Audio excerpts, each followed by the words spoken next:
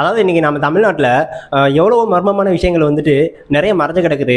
ஆதிக்குடி தமிழர்கள் வந்துட்டு எந்த மாதிரியான விஷயங்களை வந்து நம்ம தமிழ்நாட்டில் வந்துட்டு பயன்படுத்தியிருக்காங்க, அவங்க எப்படியெல்லாம் வாழ்ந்திருக்காங்க அப்படிங்கிற ஒரு காலகட்டம் அப்படிங்கிறது இன்னைக்கு வெளி உலகத்துக்கு வந்து ஆதிக்குடி தமிழர்கள் தான் இந்த உலகத்திலேயே முதல்ல தோன்றியிருக்காங்க அப்படிங்கிற ஒரு விட்னஸை வந்து இந்த வெளி உலகத்துக்கு காட்டும் போது நம்ம தமிழர்களுடைய பெருமை இன்ன வரைக்கும் யாருனாலையுமே அழிக்க முடியல. அதுவும் நம்ம இந்தியாவை பொறுத்தளவில் நம்ம தமிழ்நாட்டில் வந்து ஆதிக்குடி தமிழர்கள் வந்து அவங்க எந்த மாதிரியான மர்மமான விஷயங்கள்லாம் விட்டுட்டு போயிருக்காங்க. அதில் வித் எக்ஸாம்பிளுக்கு சொல்லணும் அப்படின்னா பல சுவாரஸ்யமான விஷயங்கள் மறைஞ்சு கிடக்கிற நம்ம கீழடி அகழாய்வு. இந்த கீழடி அகழாய்வில் வந்து ஆதிக்குடி தமிழர்கள் எந்த மாதிரியான விஷயங்களை வந்து ஷேர் பண்ணியிருக்காங்க, எப்படி வாழ்ந்தாங்க, அதை இவங்க வந்து எந்த மாதிரியான பொருட்களை வந்து யூஸ் பண்ணாங்க, அது எந்த காலகட்டம் அப்படிங்கிற பல சுவாரஸ்யமான விஷயங்களை வந்து இந்த வீடியோவில் கொண்டு வந்திருக்கேன். அதுவும் ஒரு டாக்குமெண்ட்ரியா. பல பேர் வந்து கீழடி அகழாய்வில் பல விஷயங்களை வந்து ஷேர் பண்ணியிருக்கலாம். இருந்தாலும் நானும் இந்த கீழடி அகழாய்வை பற்றி ஒரு வீடியோ மேக் பண்ணி ஷேர் பண்ணலாம் அப்படிங்கிறதுக்காக தான் எடுத்திருக்கேன். அதுவும் ஒரு டாக்குமெண்ட்ரியா. ஸோ வாங்க வீடியோக்குள்ள போகலாம். So get started mister RK. So நம்ம வீடியோஸ் பார்க்கறதுக்கு முன்னாடி டிஸ்கிரிப்ஷனில் வந்து என்னோட ஃபேஸ்புக் அதுக்கப்புறம் வந்து இன்ஸ்டாகிராம் இதனுடைய பயோ லிங்கை கொடுத்துருக்கேன். மறக்காமல் அந்த பேஜை வந்து ஃபாலோ பண்ணிக்கோங்க. அதுலேயும் பல சுவாரஸ்யமான விஷயங்களை வந்து தெரிஞ்சுக்க போகிறோம். முடிஞ்ச வரைக்கும் உங்களுடைய சப்போர்ட் அப்படிங்கிறத எனக்கு கொடுங்க. அடுத்தடுத்து ஒவ்வொரு வீடியோ போடுறதுக்கு ஒரு மோட்டிவேஷனாக எனக்கு அமையும். வாங்க வீடியோக்குள்ள போகலாம். அதாவது நம்ம தமிழ்நாட்டில் வந்துட்டு அரிக்கமேடு, ஆதிச்சநல்லூர், அழகன்குளம், கொடுமணல், கி அமர்நாத், ராமகிருஷ்ணா, அதுக்கப்புறம் வந்து அகரம், கொந்தகை, மணலூர் இந்த மாதிரியான இடங்களை வந்துட்டு ஆர்கியாலஜிகள் இன்ன வரைக்கும் ஆய்வை மேற்கொண்டுகிட்டு தான் இருக்கிறாங்க. அதில் கிடைக்கக்கூடிய ஒரு சில விஷயங்களை வச்சு ஒவ்வொரு இடத்துலையும் ஒரு டாக்குமெண்ட்ரியை கொடுத்து முடிவு பண்ணிட்டாங்க. ஆனால் இன்ன வரைக்கும் இப்போ ரீசெண்ட் அப்டேட்டில் நம்ம தமிழ்நாட்டில் வந்து கீழடி அகழாய்வு அப்படிங்கிறது கிட்டத்தட்ட 2010 இருந்தே இதனுடைய அகழாய்வு அப்படிங்கிறது ஸ்டார்ட் பண்ணிட்டு தான் இருக்கிறாங்க. ஆனால் இதனுடைய முடிவு அப்படிங்கிறது இன்ன வரைக்கும் இன்னும் படம் கிடையாது. அந்த அளவுக்கு நம்ம ஆதிக்குடி தமிழர்கள் வந்து இந்த இடத்துல பயங்கரமான ஒரு சம்பவத்தை வந்து பண்ணிட்டு போயிருக்காங்க அப்படிங்கிறத நம்ம சொல்லணும். டோட்டலாக இன்ன வரைக்கும் நம்ம தமிழ்நாட்டில் கிட்டத்தட்ட 251 ஹிஸ்டாரிக்கல் மூமெண்ட், அதுக்கப்புறம் வந்து இந்த ஹிஸ்டாரிக்கல் மூமெண்ட் இருக்குது அப்படிங்கிறதுனால, அதாவது ஆதி காலத்தில் வந்து மன்னர்கள் வந்து எந்த மாதிரியான முறையில் வந்து ஆட்சி பண்ணாங்க, அவங்க எந்த மாதிரியான பொருட்களை வந்து விட்டுட்டு போனாங்க, அவங்களுடைய ஹிஸ்ட்ரி என்ன அப்படிங்கிறதெல்லாம் ஒரு டாக்குமெண்ட்ரி எடுத்திருக்காங்க. ஸோ இது மூலியமா இன்னைக்கு ஆர்கியாலஜிக்கல் சைட் அப்படிங்கிறது கிட்டத்தட்ட 160க்கு மேலே ஆர்கியாலஜிக்கல் சைட் வந்து நம்ம தமிழ்நாட்டில் மட்டுமே இருக்குதான், நம்ம இந்தியாவில் அதுவும் ஒரு மாநிலத்தில் பார்க்கும்போது. ஸோ அந்த அளவுக்கு நம்ம ஆதி காலத்தில் வாழ்ந்த மன்னர்களும் சரி, மக்களும் சரி, பல வித்தியாசமான முறையில் இன்னைக்கு இருக்கிற டெக்னாலஜியை தாண்டி அவங்களுடைய அறிவுக்கு எந்த அளவுக்கு பயன்படுத்தணுமோ அந்த மாதிரியான வித்தியாசமான தொழில்கள் எல்லாமே பண்ணிட்டு இருக்கிறாங்க. அதுதான் இது மூலிமா ஆச்சரியப்பட வைக்குது இன்னைக்கு நம்ம எல்லா பற்றியுமே. ஸோ இன்னைக்கு நம்ம தமிழர்கள் வாழ்ந்த பல கண்டங்களும் இன்னைக்கு தண்ணிக்குள்ள மூழ்கி கிடக்குது. அதாவது டிசாஸ்டர் அப்படிங்கிற ஒரு பேரழிவு காரணமாக லெமுரியா கண்டம் வந்து இன்னைக்கு கடலுக்குள்ள மூழ்கி கிடக்குது.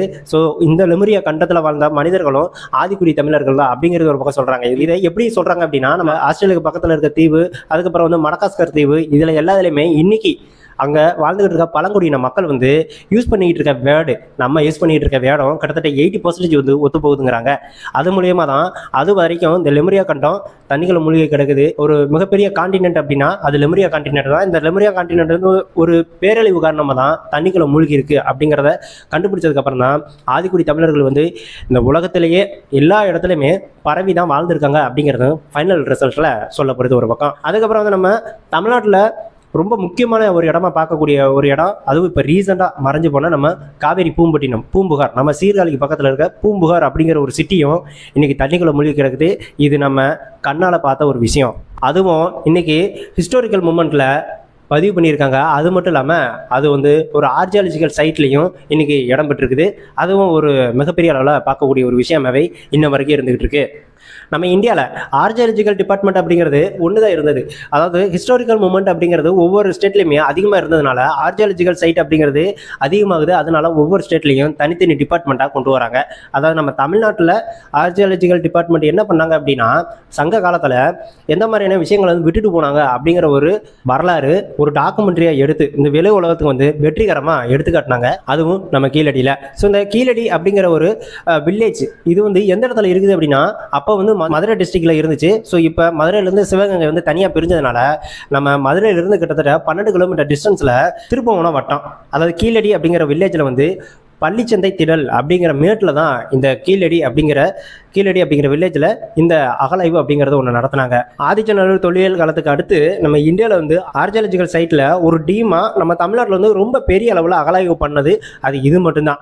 அகலாய்வு பண்ணும்போது இது வந்து எதை குறிக்குது அப்படின்னா, இது வந்து ஒரு மிகப்பெரிய ஹிஸ்டரியை உள்ள கொண்டு வராங்க. அதாவது இன்னைக்கு பெருமையாக பேசிக்கிட்டு இருக்க நம்ம அழகர் வந்து ஆற்றுல இறங்குற வைகை, இந்த வைகை வந்து நம்ம தேனியிலிருந்து உருவாகுது.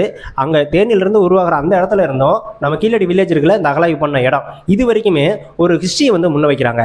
அது என்னன்னா, அதாவது தேனியிலிருந்து உருவாகிற இந்த வைகை ஆறு உருவான வரலாறு, அது மட்டும் இல்லாமல் நம்ம வைகை கரையில் வந்து இருக்கக்கூடிய தமிழருடைய பண்பாடு அப்படிங்கிறத வெளி உலகத்துக்கு எடுத்துக்காட்டுது அப்படிங்கிற ஒரு ஹிஸ்டாரிக்கல் மூமெண்ட்டை வந்து முன்ன வைக்கிறாங்க.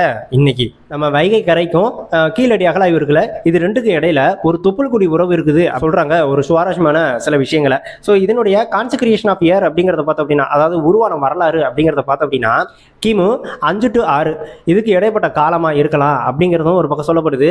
இந்த கீழடி அகலாய்வு அப்படிங்கிறத முதல் கட்டமாக அந்த இடத்துல வந்து குழிகளை தோண்டி பார்க்கும்போது அதில் கிடைச்சிருக்கிற பொருட்களை வச்சு அனலைஸ் பண்ணி பார்க்குறாங்க.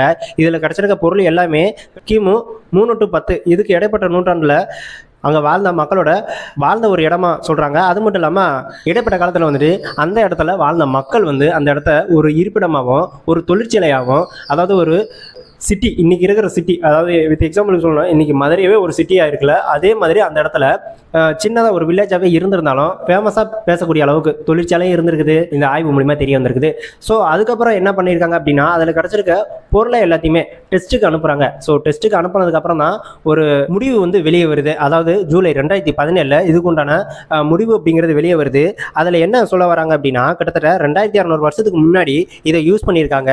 அது மட்டும் இல்லாமல் அந்த இடத்துல வந்து மக்கள் சிறப்பாக வாழ்ந்திருக்காங்க அப்படிங்கிறதும் இந்த டெஸ்ட் மூலிமா தெரிய வந்திருக்குது. 4வது கட்ட ஆய்வு அப்படிங்கிறது ஒன்று நடக்குது. ஸோ அப்போ அதில் கிடைச்ச கலைப்பொருள், அதாவது அதில் கிடைச்சிருக்க தங்கம், வெள்ளி, வளையல், அதுக்கப்புறம் வந்து உலோகப் பொருட்கள், இது எல்லாமே இதை வச்சு பார்க்கும்போது அங்கே அந்த இடத்துல வாழ்ந்த மக்கள் வந்து எந்த வருஷ காலம் அப்படிங்கிறத கணக்கிடப்படுறாங்க. அதில் ஒரு ஆச்சரியமான விஷயம் வந்து வெளிப்படுது. இது வந்து ஏற்கனவே சொன்ன மாதிரி தான் 6வது நூற்றாண்டில் வந்து யூஸ் பண்ணியிருக்காங்க. 6வது நூற்றாண்டில் வந்து மக்கள் வந்து சிறப்பாக வாழ்ந்திருக்காங்க அப்படிங்கிறத நம்ம ஆல்ரெடி சொல்லியிருக்கோம். அதே மாதிரி தான் 4வது கட்ட ஆய்வுலையும் ஃபைனலாக முடிவு கொண்டு வராங்க. 6வது நூற்றாண்டில் தான் இந்த பொருட்கள்லாம் பயன்படுத்தியிருக்காங்க. அது மட்டும் இல்லாமல் மக்கள் வந்து அந்த இடத்துல வாழ்ந்திருக்காங்க அப்படிங்கிறது. ஸோ அதை தாண்டி இன்றைக்கி வந்து அந்த இடம் கீழடி அப்படிங்கிற அந்த இடம், அந்த மேட்டுப்பகுதியில் இன்றைக்கி அகலாய்வு பண்ணிக்கிட்டு இருக்க அந்த இடம் வந்து முன்னாடி எப்படி இருந்தது அப்படின்னா விவசாய நிலமாக தான் இருந்திருக்கு. அதாவது தென்னந்தோப்பு தான் இருந்திருக்குது அப்படிங்கிறத முன்ன வைக்கிறாங்க.